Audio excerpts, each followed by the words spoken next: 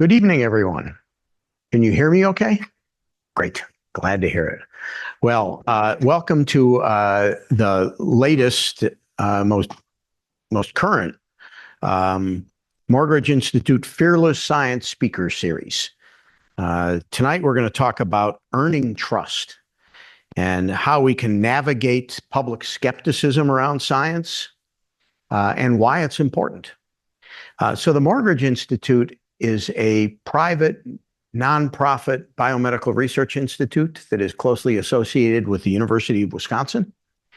And of course, we spend a lot of time trying to illuminate some of the fundamental mechanisms of biological processes that will eventually be important in understanding disease and helping to develop new treatments.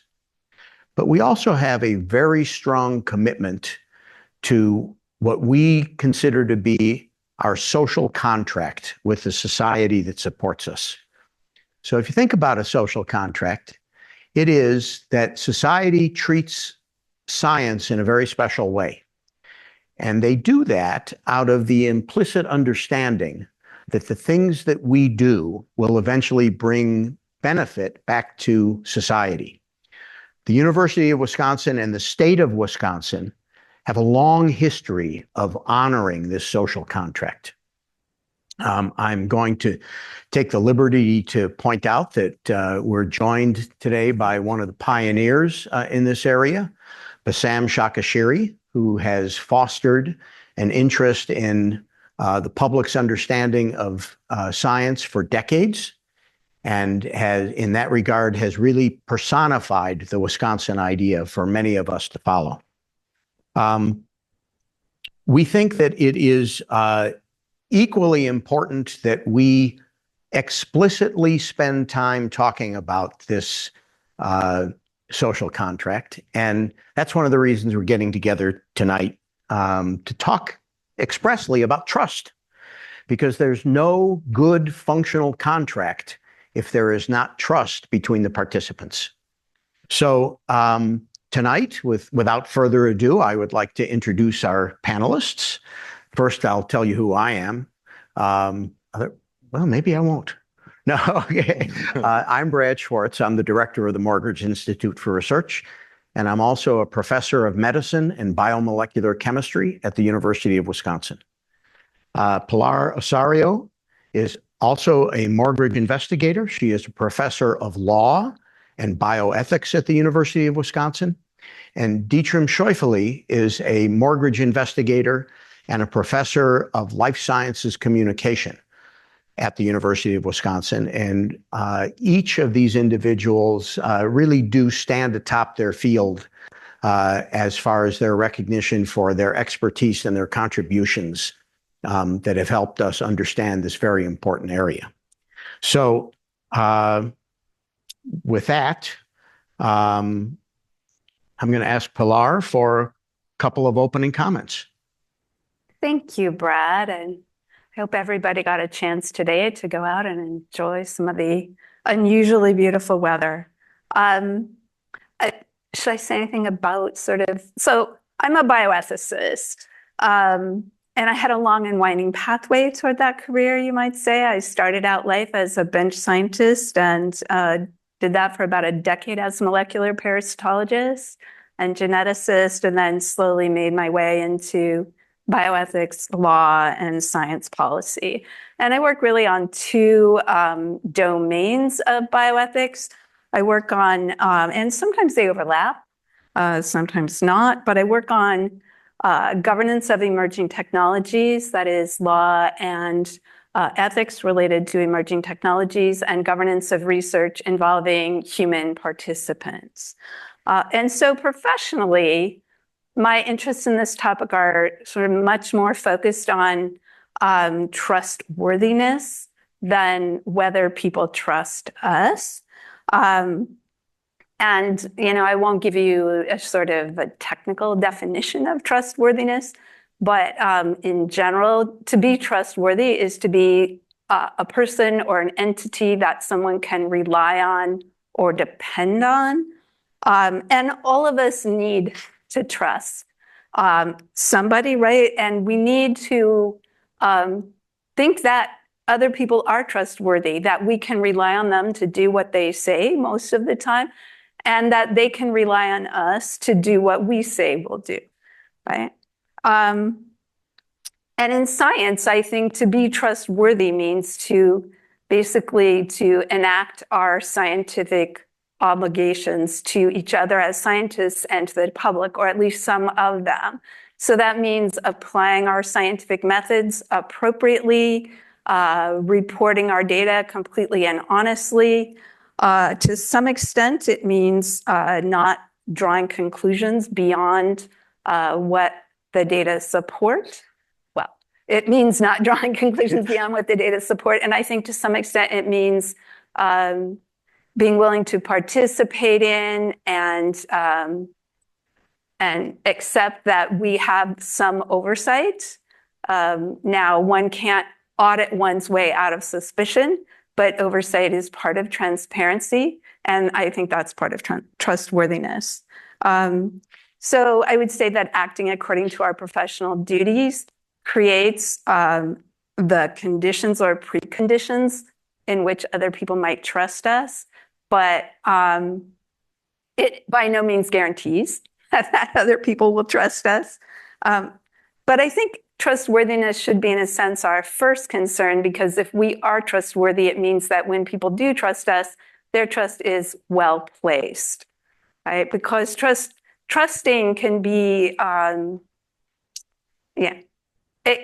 it can actually be morally culpable if the trust is misplaced in a way that people are trusting other individuals or entities that demonstrate that they are not trustworthy, right? And so if and when people trust us, we want to be worthy of that trust. And I think, trust it's valuable social capital. People should not give it to us lightly, and we should never be in the position of saying, like, trust us, we're the scientists, right? We shouldn't be in that position, right? We should always be able to show our evidence and say, here's the evidence for this scientific claim, and our evidence should be trustworthy, right? And then maybe they'll trust us, maybe they won't. So all of that said, as my professional focus is more on trustworthiness, but I also think like no society can really sustain itself without some level of trust. No institution can really focus without being, or can really function without being trusted. And so if we are trustworthy and then people in society treat science and scientific information with very high levels of distrust, I think things will be worse for all of us. So I do also believe that ultimately that trust is important. Thank you. Over to Dietram. I might ask you for a few introductory remarks. Absolutely. And thank you for having us, first of all, and thank you for coming, those of you who are online. And I know some of the questions that many of you submitted online already. We'll do deeper dives into what we're talking about here. And Pilar has set me up perfectly on the trustworthiness and where that might go if we're not acting responsibly and transparently. And I want to just for the sake of opening, throw out two things. One, the question how much trust we need, number one, and then the idea that our trust is earned for our title. It's not something that we're entitled to. And I want to speak to those really quickly. One, how much trust is good for society? It's a scale. It's a spectrum, and we probably know where the extremes are, right? That are not good for us. But one may not be as obvious as the other. What's not good for us if all of us stop trusting science? It's way too important for everything from military to medicine. This country doesn't run without science. Our politics, our societal functions don't run without science. So 0 levels of trust are not good. I will argue 100% trust is also not good. If all of us blindly trust science as we're pushing frontiers of what it means to be human, by editing the human germline, by doing embryonic research, by creating human brain organoids, by doing deep dives into generative artificial intelligence that will fundamentally rewrite what creativity and everything else is. We need a critical discussion about what science can do and what science should be doing and what we as society want to move ahead with. So 100% is not where we want to be, and 0 is not where we want to be. We want to be somewhere in the middle where there's a broad deference towards science as our best way of knowing and of creating knowledge, of curating knowledge, with a healthy level of skepticism. And I think we'll do a deeper dive into what that means. So that's number one. The second one is the idea that trust is even if we're acting fully trustworthy, I think that's kind of my point of that's when it's earned. And I think that's what you, Pilar, were saying as well. But it's not something that we're entitled to per se. And I think the scientific community often acts like that. And I just want to throw out one example. It's a really powerful one, in my view, at least. And that is, if I'm an African-American female and I have a pregnancy, I have a 3 times higher chance, 300% higher chance of dying of complications related to that pregnancy pre or post birth than a white mother in this country in 2024 on October, wherever we are, 21, 2, somewhere in that range. If I'm a wealthy African-American mother, that chance goes to 200% or twice as likely to die from complications. So as a result, my not trusting the scientific community is reasonable. It is not a problem of trust, it's a problem of health disparities. And what we need to fix is not a gap in trust, we need to fix a gap in how our healthcare system takes care of different groups in our society. So sometimes trust as an outcome is collateral. It comes with us doing the right thing. Rather than trust by itself being a desirable outcome. If we have health disparities, we shouldn't be fully trusted until those disparities are gone. So I'll leave it with those two, and I think that sets us up hopefully well for what Brad has in store for us. Thank you. Great. So we are fortunate that a lot of you, both individuals that are here tonight and individuals that are joining us remotely, have sent in questions ahead of time. And because we don't want to take up your entire night, we have gone through them and selected a couple that we thought would be important to cover first. And so I'm going to start off with a question for Pilar, which is, what responsibility do scientists have to help counter misinformation about science? So, and I love this question. I think it's actually more complicated than it first appears, because there is sort of misinformation about science, and then but usually it's misinformation about some particular scientific fact or set of facts or conditions, right? It's not misinformation necessarily about, generally the scientific process. And so in part, I think our level of responsibility, I think we all have some responsibilities in that regard, but it depends, like, is this a misinformation about something that you actually have expertise in? Because this goes back to having maybe a little bit of humility and not 100% trust, right? Like, we actually are not expert in every scientific claim out there that might become controversial. And so we have to be careful not to oversell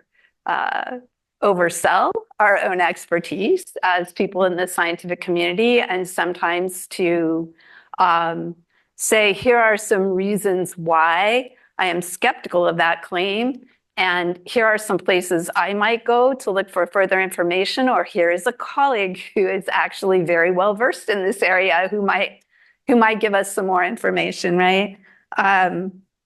So I think, yes, we have responsibilities, but there are a lot of ways of carrying out those responsibilities, and the ways we do it do not always include us just directly trying to counter misinformation. We may not be the best people to do that.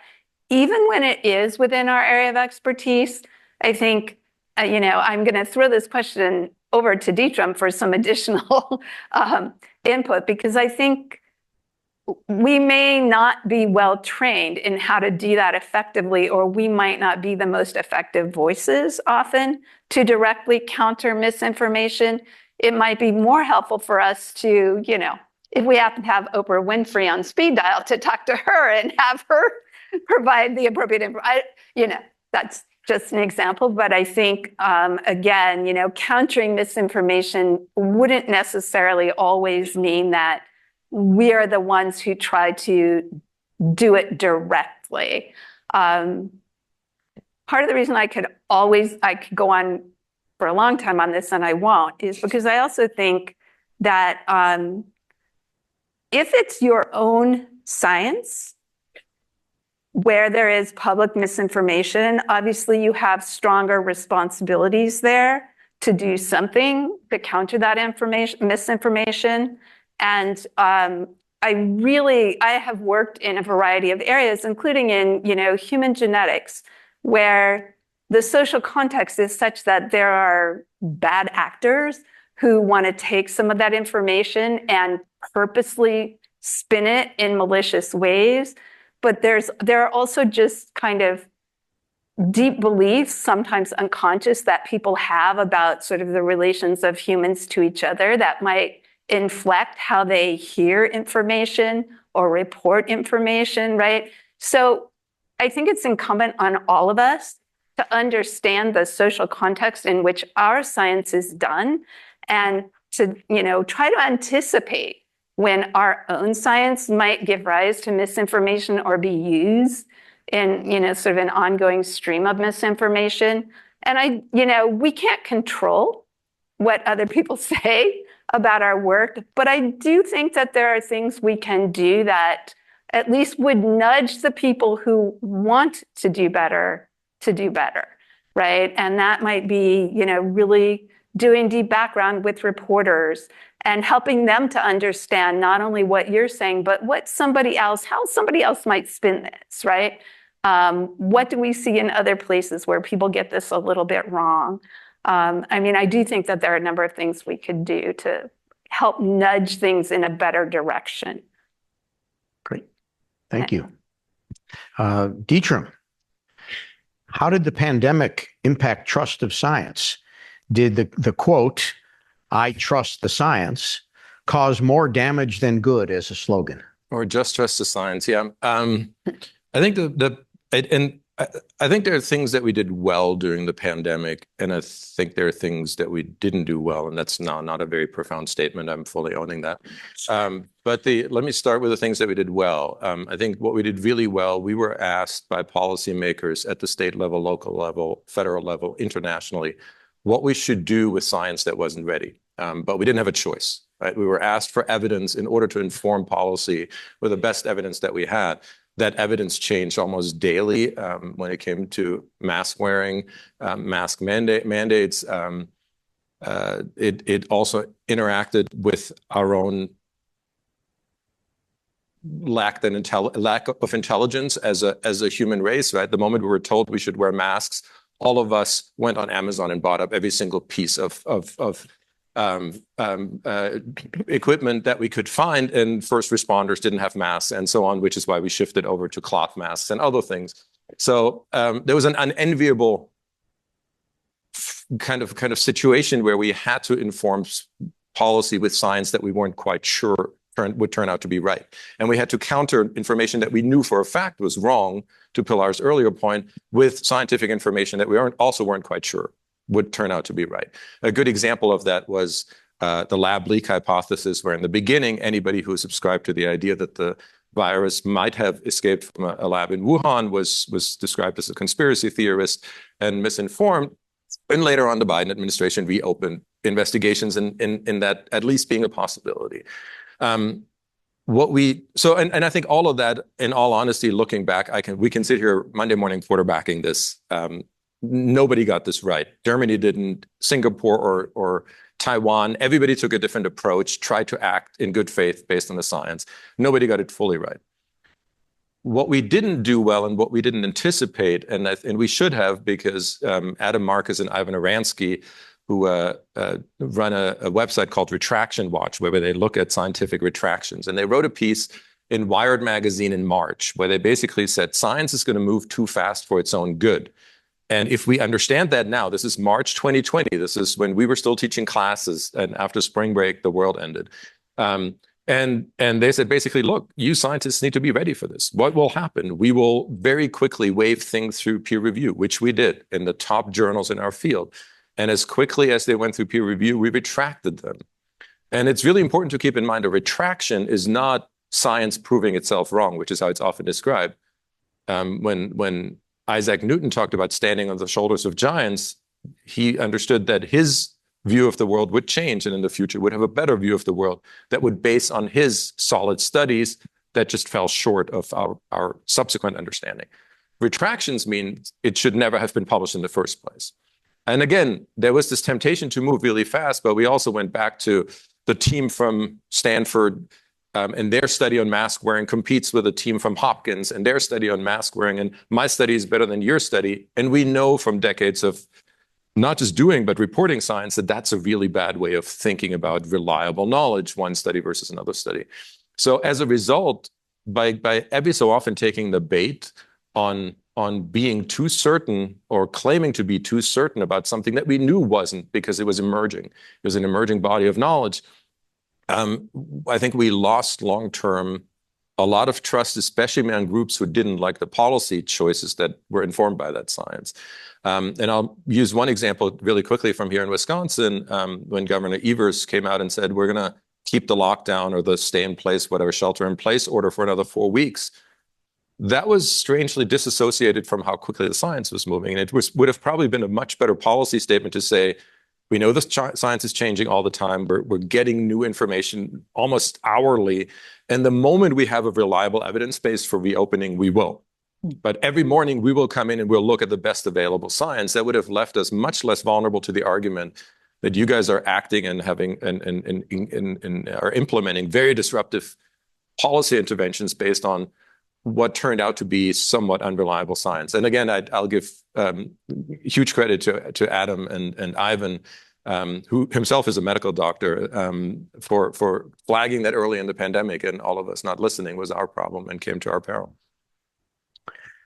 Yeah, thank you very much. So the next one is for me, and the question is, how much of the distrust is due specifically to a general misunderstanding of the scientific method? I think there's a significant amount, but I also think it is an interaction between a misunderstanding of the scientific method and human nature. If you think about human nature, we are profoundly uncomfortable with uncertainty. You know, one of the reasons there is a poll that gets a lot of illumination every single day is because we're facing this election. We don't know what the outcome is going to be, and we're all anxious about it. That's just a single example of how uncomfortable we are with uncertainty. And yet the scientific method at its heart is really an acknowledgement of uncertainty and the depth of uncertainty that we have. So I myself would prefer to see us use different terminology. Instead of saying trust the science, I'd prefer that we were to say, well, what information has the scientific method given us up till this point? Now, I realize that's clunky and we would never do it, but it's much more accurate, because by its nature, the scientific method is designed to look at any issue from different perspectives. And really what we try and do is say, did they get this wrong? And can I figure out a way to show whether they've gotten this wrong? And so something only becomes true in relative terms if you say, well, everyone has tried to disprove it and no one's been able to disprove it. And therefore you say, okay, so it looks like this probably holds water. But it is too tempting to address the public's uncertainty with a statement of certainty.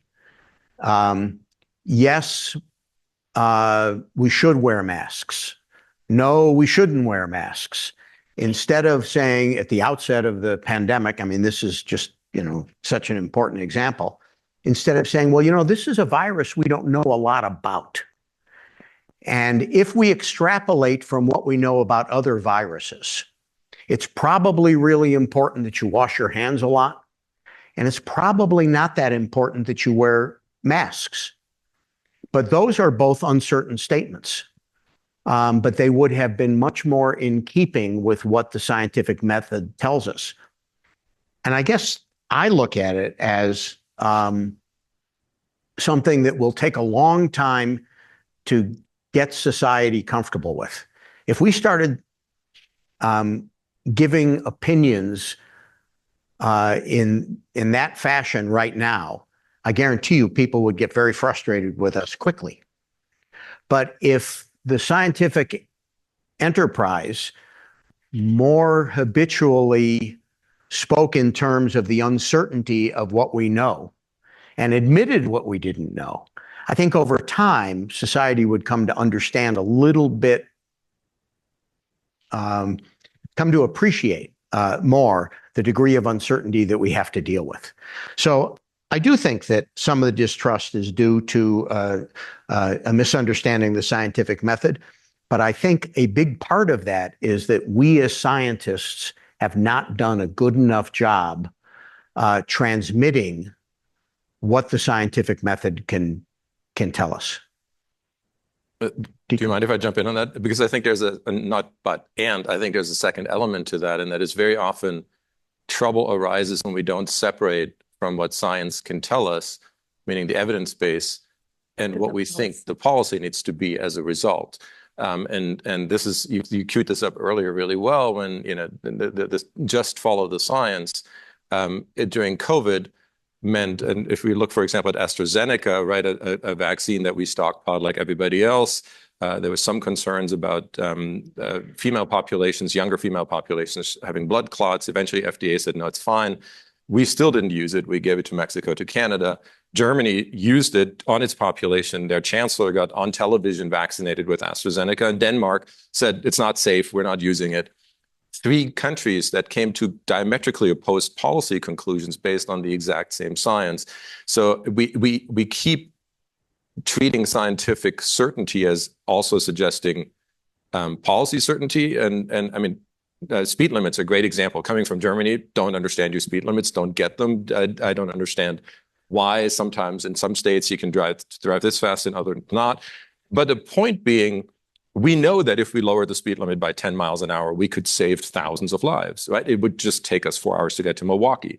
So at some point, the realities of living in a democracy and making trade-offs between values and everything else, those trade-offs are informed by the science, but they're not determined. And I think that additional level of uncertainty is very often lost in the discussion, that science can inform a policy, but it won't determine it if we like it or not. And that's regardless of where your stance is on any given policy. A good point. And it also points out that as scientists, when we're engaged in scientific research, so I will not say when we're engaged in science, because I'm not sure what that means. Sure. When we're engaged in scientific research, we should avoid the temptation to wander into policy making. That's not our job. Politicians have volunteered for that job. When the time comes that they have to actually formulate policy about controversial issues, they often try and dodge it, but they volunteered for that job and that is their job. So I think that is an important differentiation as well. Mm-hmm. So I would agree with that, but I also think that if your senator or congressperson comes to you with scientific questions and wants somebody to advise them on the science, it would behoove you to agree to do that, right? Yeah, I think that's important, yeah. But making it clear that you're advising, this is what we know. This is how much, one of the things we should talk about a little bit more is how much confidence we have in the knowledge that we have. Absolutely. But also make it clear that it is the policymaker's job to make the policy. And we are happy. It's part of the social contract, actually. Right. We're happy to play our role in that very complicated process. But ultimately, we should keep the Venn diagrams where they belong. Could I also I'll just throw it out to you guys. How much do you think that some of these misunderstandings about the certainty of scientific information, or what it is that scientific research can tell us at any given time, how much of that, the misunderstandings, go back to the way people are educated about science and in the sciences? I mean, I think there are a number of people on this campus and hopefully in our building who are all about improving scientific education and helping people to understand science through experimental method. But I don't know that that's still the way most people are taught. I think often science is taught as, here is this set of facts that you need to learn, right? And if that's what people think science is and does, then I think it's very easy to have miscommunications, right? I think that's a very good point. If it's taught as an authoritative topic, this is the way it is, then I think that's the way people are, their perspective when confronting scientific information will be fashioned by that. I agree too. Yes, I mostly agree. I think that especially epistemic knowledge, so knowledge about the scientific process, is an important outcome of K through 12, 16. Factual knowledge I'm less excited about, because most of the technologies are now moving so fast that it really doesn't matter what you learned in K through 12. By the time you have to make decisions as a citizen, it's going to be about different kind of science, and it's going to be very remotely related, even though it's of course based on decades of basic research. So I think it's really about the scientific method. Even there, I would caution us against believing that if people have a good grasp of the scientific, different publics have a good grasp of the scientific method, that necessarily makes them more pro-science. In fact, if you look at some of the biggest controversies, even on retracted science, so this is, for example, Wakefield for vaccines, this is Seralini for GMOs, so this infamous rat study that allegedly showed that GMOs cause cancer, which they didn't. That study was eventually retracted and then republished elsewhere. The criticisms of those retractions, and basically the criticism against the scientific community, are typically actually pretty well informed by the scientific method. And they're saying they know how peer review works. They're saying these papers made it through. They got peer reviewed. And then once industry started complaining, that's when they started getting retracted, and there's something wrong with that. So very often the people who are strongly opposed to some applications of science, to your point from the beginning, it's really about the applications, are very often extremely well versed in the scientific method. And then the second point that I'll add is most of my understandings of science have absolutely nothing to do with the scientific method. They have something to do with an appreciation for it. Do I know how the hockey stick is calculated in climate change research? Have I ever read the primary literature? Do I know what the bands of uncertainty are around certain climate models? Absolutely not. I don't know. I've never read the literature. I'm not trained to read that literature. Do I know that how off-target effects are minimized in germline editing in mice? Absolutely not. I don't know the technology.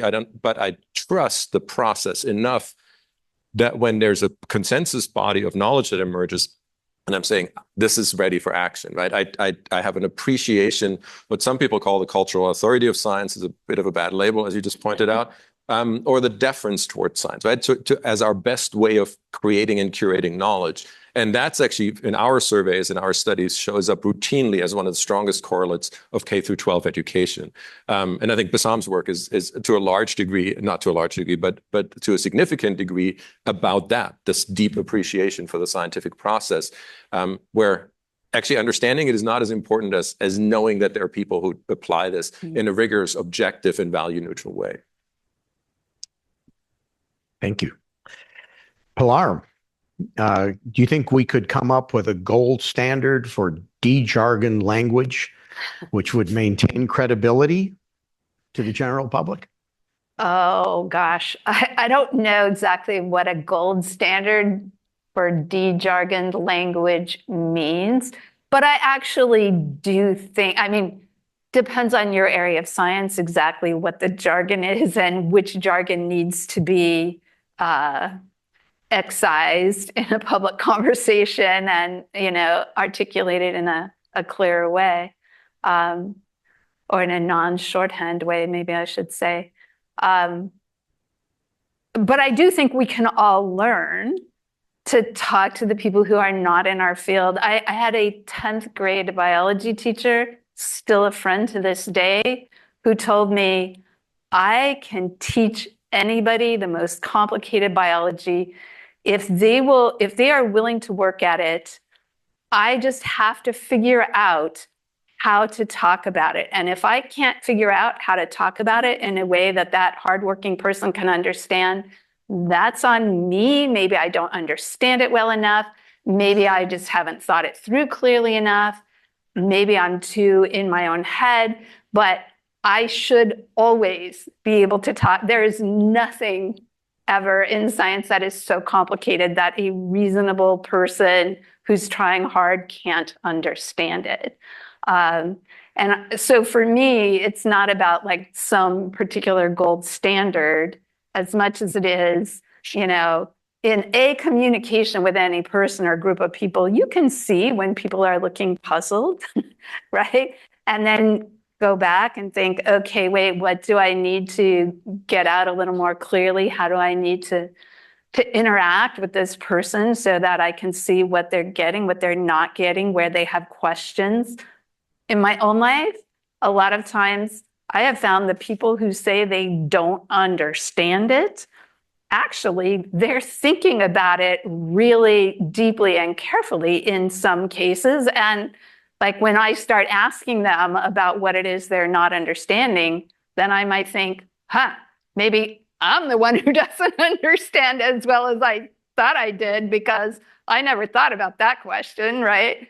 So, I just think it's a matter of more of basic communication skills and, some self-awareness about when you're just spouting out, jargon as though you're talking to somebody who works in this area all the time, right? Was that a subtle waving over to me? So kicking the question over. I was, but yes. I'll just add one thing really quickly, and it's based mostly on my own experiences. And I mean, in communication, right, we often think about how people process new information, and we don't discover the world new every day. We have mental buckets, we have schemas that help us attach new information to. And I think what as scientists we often have a hard time with is the idea that our mental buckets look fundamentally different from where most other parts of the public are. And in many cases, we're actually those parts of the public when we're not in our expert field. So what good communication really is about taking new information and connecting it for audiences to one of those buckets. And that could either be language, right? How you actually label it. And a lot of our language is not particularly useful for that. Standard deviation is a term we use. Deviation is not a good thing in most normal language, right? They're not good terms. And so a lot of the terms that we end up using don't lend themselves to a connection to a particularly positive mental bucket. But the more powerful example for me is I started teaching when I was, I think, 27 or something as a professor. And I noticed, and I teach a class here, undergrad, freshman, 270 students. And I am about as far away from them as mental buckets can be as I ever have been in my whole life. I was much closer when I was 28. Or 27. At least I thought I was still cool. I was still listening to music that was closer to what they're listening to. My example still made sense. Now I'm getting angry at them for not remembering the Clinton election. And one of them sheepishly raises their hand and says, we weren't alive. I mean, we weren't even close to being alive. And that is, I have the wrong mental buckets, right? So that is but that's on me. And I'm going to quote Barbara Klein-Pope, who was the communications director for the National Academies for 30 plus years. So if your communication doesn't land, it's not on the audience. And I think that's a really good lesson for us as scientists. Yeah. I would add one other aspect, and that is when young people go into a field, when they really like the field and they want to be a part of it, they're trying to join a club. And they Mm. want to demonstrate to the established members of the club that they belong there. And so they learn the language that is specific to that field. They learn and use the highly technical language because it demonstrates to everybody that they belong. And that takes them farther away from the bucket that Dietram was talking about, that regular people that aren't members of the club, the language that they use. And I think it's really important that we remind young people how important it is to be able to speak regular English again, or American, or whatever term you want to use, so that Or people Spanish. that, excuse me? Or Spanish. But in other words, the home language, whatever it is that you know, so that when you go home to visit your parents, you can tell them what you're doing and they will understand it just as well as members of the club do. Mhm. And I think that that's an important component. I totally agree. There's one other thing I want to say, a little bit going into Dietram's world. But, you know, there is research on, in really specific domains. So in genomics, for instance, there is some research on how different groups of people hear certain language, or what metaphors can most effectively communicate certain aspects of genomics to certain audiences. So, you know, if you are in a particular field, whatever field you're in, you know, you might actually look for what is the research on communication of major concepts in my field, because there is some. Yeah. Well, in the interest of time, I would like to pose an important question before we go on to questions from the audience. So that important question is, so what do we do next? Where do we go from here? This is a complex issue. What are your thoughts that what would be important? I think, I mean, I'll start with the problem and then Pilar can jump in with the solution. I think our biggest challenge at the moment as a scientific community, and it's not exclusively our fault, but we have contributed to it, is the idea that when you look at survey data, and probably some of the most reliable survey data on that particular topic comes out of the University of Chicago National Opinion Research Council, and when they ask people which institutions they trust in the country, you've seen the declines, and for the press, for Congress, the White House, it's just depressing beyond imagination. And there are two flat lines, or there used to be two flat lines. One is the military, and the other one is science, as institutions that we trust, regardless of what our partisanship is, what our belief systems are, and so on. In fact, science was always ahead until the first Gulf War, and then the military jumped ahead and never gave up that lead. But we've been doing really well until COVID. And what ended up happening during COVID is somewhat unsurprising, that we saw widening gaps along partisan lines. I think there is a unique amalgam of influences, a social media environment that encourages us to filter bubble our belief systems into like-minded bubbles and like-minded echo chambers. A political environment that was very unique, highly uncertain, science in a disruptive pandemic, absolutely. But what we also did, we ended up tying science to partisan politics. And science is political. There's no question, and it should be. It should make contributions to big political questions. It shouldn't be partisan.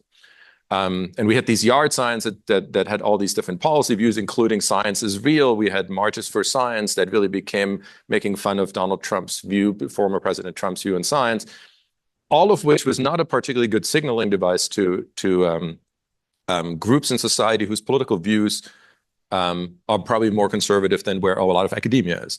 What ended up happening, if you look at the trust data as a result, is that we had a widening gap where Democrats had showed a historic high in trust in science.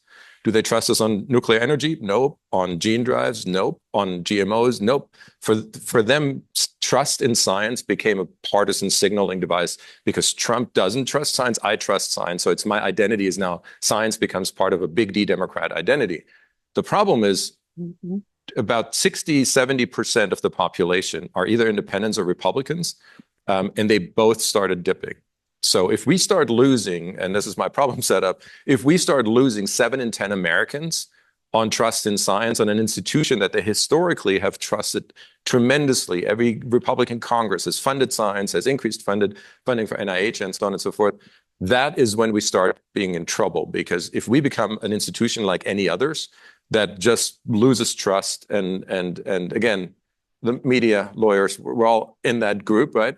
But as the scientific enterprise has not been, and I think that's where our real vulnerability lies. The moment we become one institution that's just, subject to partisan wins or whims, whatever, then I think we have a real existential problem.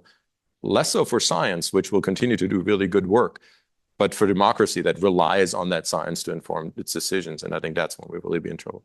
So that was totally not a solution, but Pilar? Yeah, I don't know that I'm going to propose a solution either. I am definitely, so I might have one sort of, but not a full solution.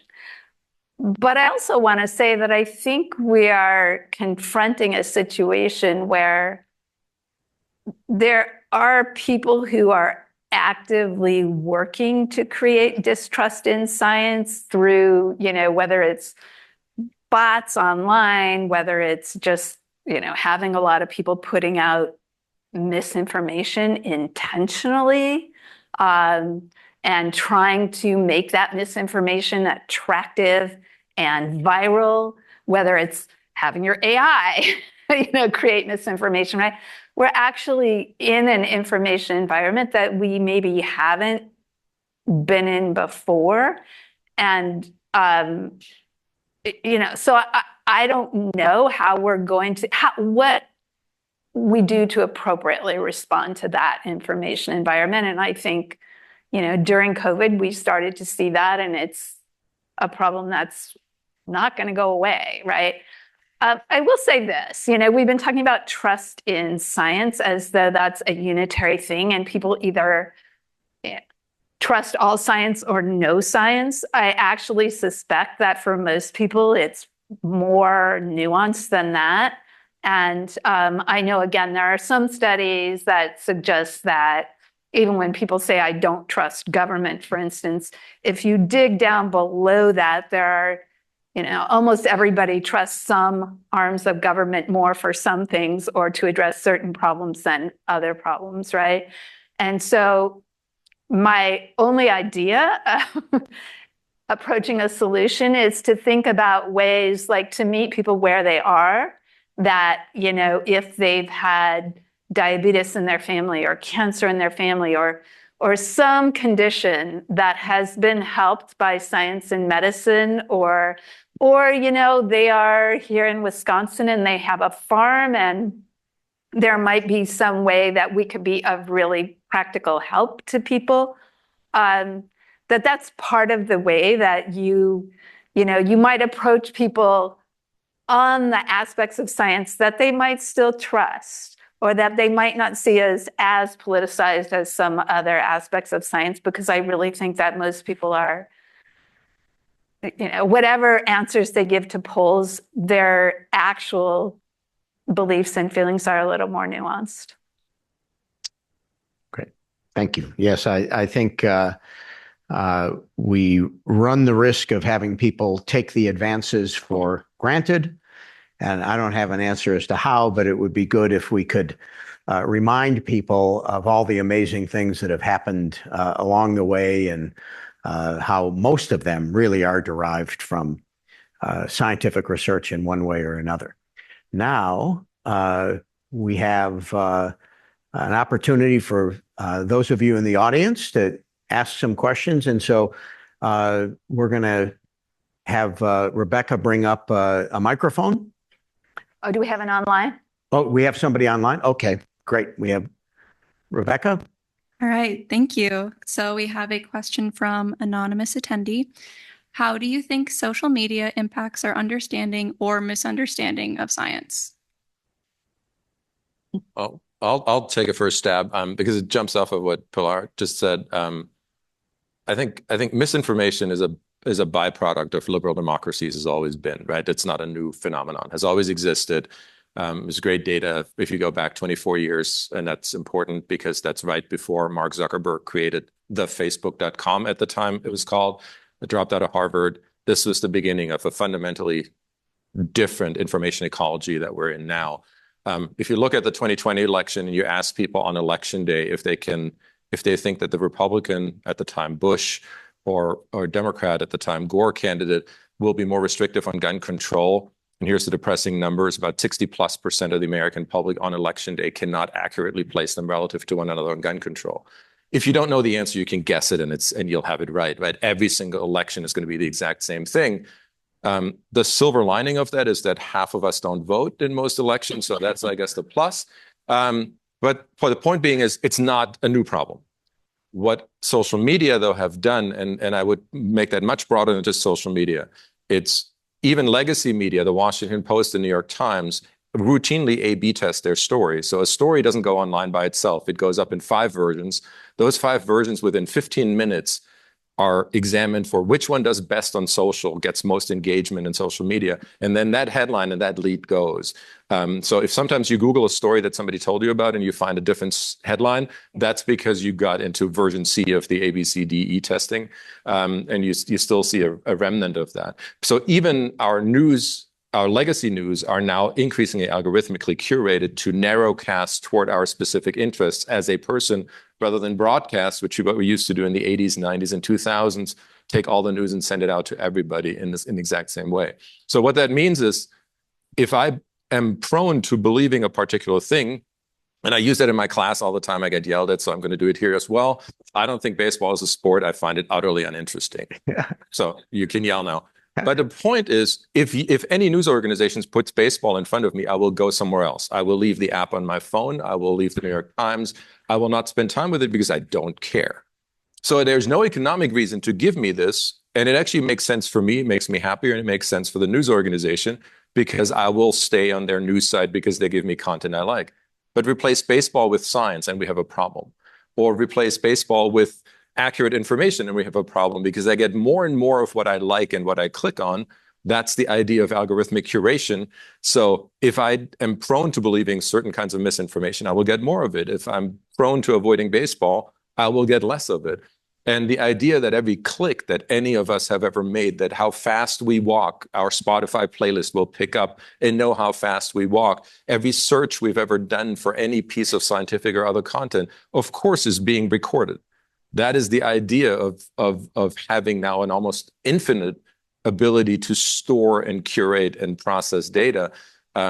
Means that we will more and more live in a world where, even if all of us in this room have the exact same people that we follow or like, or accounts that we typically engage with, we will still get a fundamentally different timeline on our TikTok, on our Facebook, on our whatever social media of choice you have, because we show over decades different kinds of engagement with that content, and that gets information tailored toward us. And that's not going to get better. That's going to get much more pronounced. Among 18 through 29-year-olds, 4 in 10 or 2 in 5 get their news regularly from TikTok, with all the complexities that come with that platform.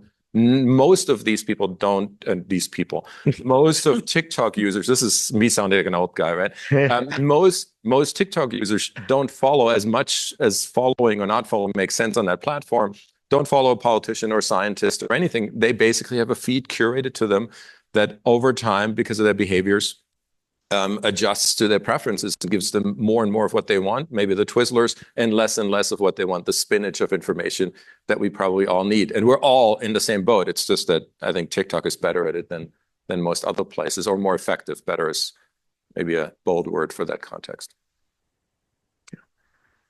Really good question. Great question. So we have a lot of questions and only a little time. So can we, Pete has a microphone there, so. Good evening. Thank you for coming out here. This was great. I have kind of an observation that's going to turn into a question. So I don't know if you're familiar with the Chevron defense, recent ruling by the Supreme Court. So I've read that now probably 6 or 7 times, and each time the nightmare I've had the night afterwards has gotten worse and worse. So you say that scientists shouldn't be involved in policy writing, and So to me, that argument lends credence to what the Supreme Court just decided, which is that entrenched Supreme Court justices should be making the decisions of experts and bureaucrats at the federal level, people who have trained their entire lives, who speak the languages of their respective disciplines. And so to me, I can't abide what you just said. I can't. That's a compartmentalization of a moral responsibility that we lend to you as part of that social contract that has now been relinquished to people who absolutely should not be making the decisions they now have the absolute authority to make. You know, when 9/11 happened, when you read the 9/11 Commission report, part of the analysis that was conducted by the writers of that work is that the federal bureaucracy was not engaged in communicating with each other. They didn't speak each other's languages. And now that same model has overtaken the university system such that disciplines, you know, the sciences and the humanities, all these various departments and agencies no longer communicate with each other. They become rigid and closed off, and there's no interrelationship between them. And so I think one of the things that you could do is, when I look for science information in the world, I no longer turn to the media because journalists have no idea how to write about science. So the only other platform is podcasts. Well, right now you can go and listen to Joe Rogan and Tucker Carlson spew some of the most insane nonsense in the world that I've ever heard in my life. Right. And it's like, where is the podcast system? Where is science responding to these metamorphic changes in the media and communication environments? Like, why are you guys not talking to each other? And why are you not communicating with us in the media platforms we've now transitioned to as a function of the old landscape failing miserably at the 0 hour? I feel like that idea that science doesn't have a moral responsibility to engage in policy procedure, that's exactly the argument that they just use in the Chevron defense. And in no universe is that even. I mean, as just a citizen of sanity, I cannot abide that kind of reasoning. If Clarence Thomas is making decisions that you guys should be making, we're in deep trouble. Actually, I do want to clarify. I think I stated that position poorly, which is that scientists have a definite role in the process that leads to policy formation, but we should play that role, and unless we're in an elected position where that position is supposed to make the final decision. So I didn't mean to, and I apologize if it came across to make it sound like we shouldn't have a role. I did not mean that. But I will push back on that last sentence, because I think that's a very dangerous statement, that scientists should be making that decision. So this is, scientists are neither democratically nor from a perspective of being elected or whatever else in a position to make decisions for a society. And one of the things that I hopefully came across pretty explicitly, and if it hasn't, apologies for that, is the idea that I think all three of us have pushed, and I think this is a general tenor, I would say, among the scientific community, for evidence-based policymaking. But that does not mean that scientists are making decisions. I'll give you one really good example, I think, where a person who phrased this really well was Tony Fauci. At some point he was asked, and again, there's tons of criticism of him going around, but he made a statement. At some point he was asked, don't we now know that airplanes have been flying forever, people have been wearing masks for transatlantic flights, but it doesn't seem to be a lot of transmission of airborne virus or viral load in airplanes. Is it time to lift the mandate? And his answer was the following. He basically said, I think the science has now reached a point where policy should seriously consider that. And that's the separation I think that I'm arguing for, or that at least I heard us argue for, that we base our decisions based on the best available science, but then we make those choices in the elected democratic system, including our mission agencies, including the scientists there that are unbelievably good. And I fully agree with you. Part of the problem has been at least twofold. One is that a lot of those lifers left the mission agencies because of political pressures during some administrations. That was a problem, and that's an irreplaceable loss. And I think that has really been a key issue. And then I think there is, just because of I think the nature of the sheer size of the federal government, sometimes an inability to communicate as effectively and as quickly because of how many channels they have to go through before even releasing a tweet. On the hopeful side, there is actually an effort funded by Robert Wood Johnson going on in the National Academies of Sciences, Engineering, and Medicine to bring together federal agencies to do exactly that better, to talk to one another, to make sure that scientific evidence more quickly gets to different publics. I will also take a little bit of issue. I think there are tons of really good podcasts, many of them by scientists who are really going where the audience is. A lot of them data-driven, preach to the proverbial choir. They tend to reach people who already are convinced that by the message, and we tend to select, this is my point from earlier, we tend to select podcasts that fit our priors.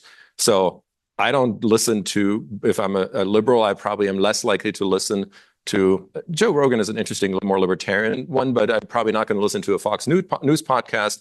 And if I'm a conservative, I'm probably not going to listen to Rachel Maddow, right? And regardless if that's a podcast or a TV show or whatever else, that selectivity is also on us. So I would also throw that a little bit back to all of us, that we get out of our own silos. And Franz Kafka said at some point that we should only read books that pinch and bite us, that use an ice pick to our heart. Everything that we agree with, we could have written by ourselves. I think that's the quote in German at the time.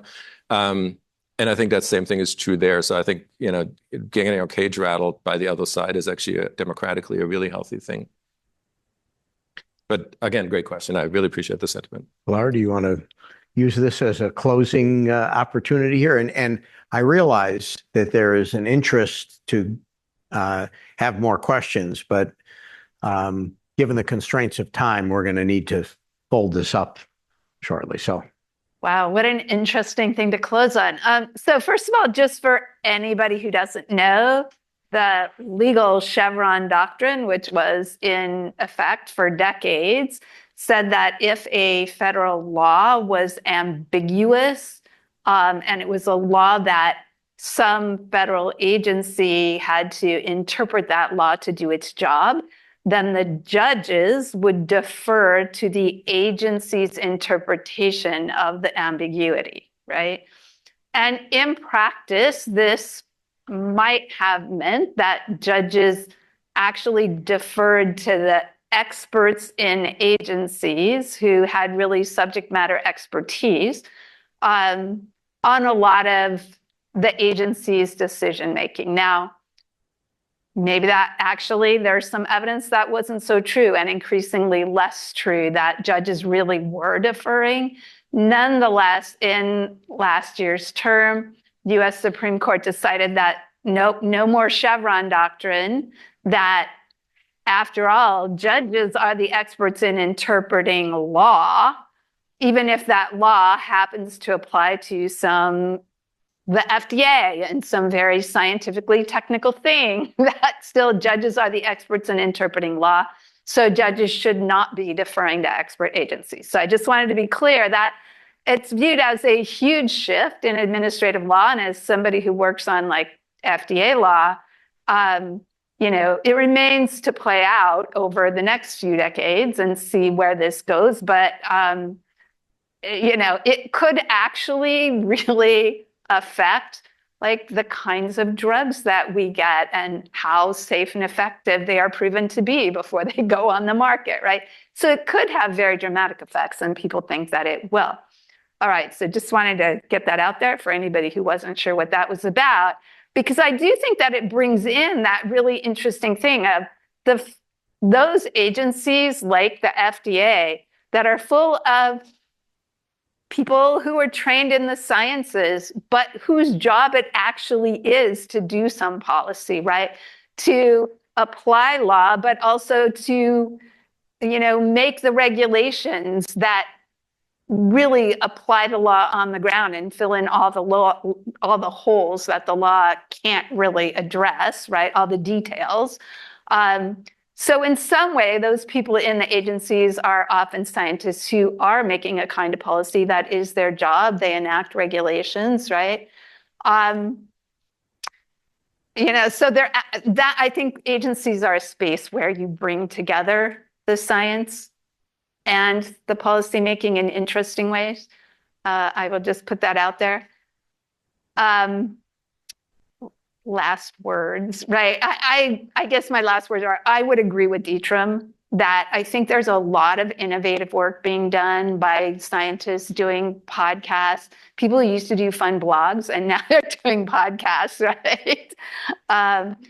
But whether they really like capture the kind of audience that Joe Rogan captures, I mean, it's figuring out how to be both accurate and not like ridiculous and whipping up people's fears, right? And still be attractive. I think that's, there has to be some sweet spot in there where, we can begin communicating science really effectively in these new ways. And I personally think, a lot of cute animals and humor are going to have to be involved. And I think that, the dynamics in the communication ecology are such that there are lots of opportunities out there to learn about things, but it all gets back to how much the general public will trust the things that they learn about science and the things that they learn that are a result of scientific advances. So I think this topic runs very deep. We could obviously go much longer, and unfortunately, we don't have the time to do so. So I would like to close by first thanking our panelists. So Pilar, Thank you. Dietram. I want to thank all of you for coming out of an evening, giving us your valuable time. I want to thank everybody that is joining us remotely for also giving up a big portion of your evening to think about these important things. And then finally, I want to thank Rebecca Sykes for putting together a wonderful program and making sure that all the pieces were in place. She was helped by Joe Withers and by Pete Schwieger. And I think these are the people behind the scenes that make this possible. I want to make sure we all recognize just how important they are. And it gives us the opportunity to engage with you. And hopefully, we've come closer together as a community.